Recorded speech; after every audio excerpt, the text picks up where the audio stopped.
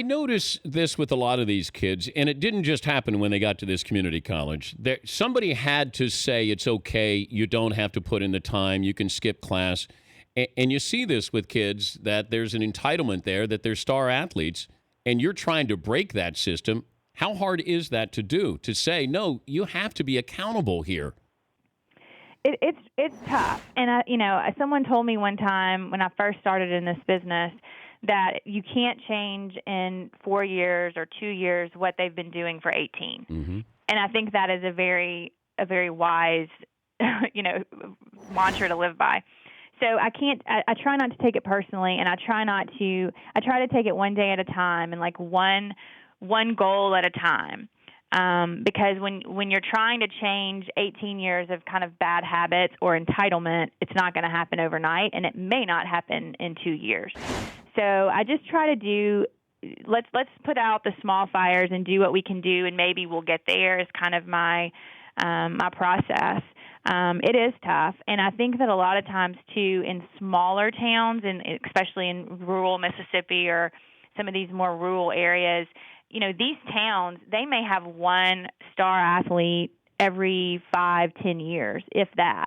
And so when they have one, that entitlement, even though they're living in a small area, and that entitlement is greater because all of that whole town is riding on this one player getting out and kind of making a name for that town. And so no one wants to be the person that prohibits that from happening. So the entitlement is just by the time they get here, they think that the rules just don't apply. And when I stand up in a team meeting and say, you have to go to class, you have to sit on the front row, you have to have a pencil, I've learned that half of the people in the room are thinking that I'm talking to everyone except them.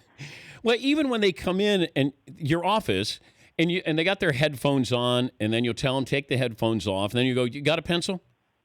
Where's your pencil? Like, they don't even have pencils to go to class.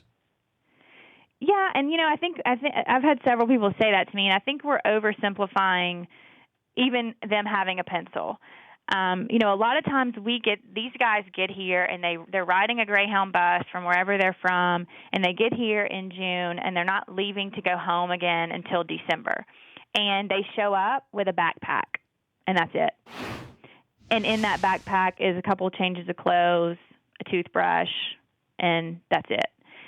And, I was fortunate enough as a college student to show up at my college with a dadgum U-Haul, and then I had everything that I needed. My parents took me school supply shopping, and I was prepared and ready for my first day of classes. But that is not the norm, I don't think, for college students today.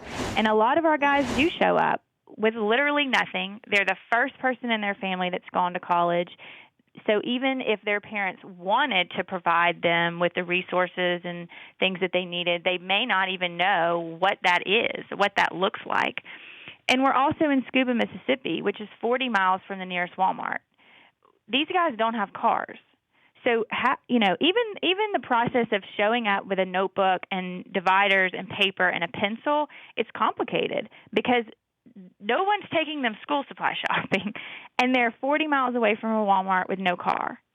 So even that, I feel like I'm not passing judgment. Do you have a pencil? If you don't have a pencil, here's a pencil. Yeah. And it's not going to help them for me to go into it with a pretentious attitude of, why the heck do you not have a pencil? I can feel the disappointment when I'm watching the show that you feel hurt when they don't do something, because the bigger picture is they have nothing else to go back to. If they don't do this, they may not go back to school.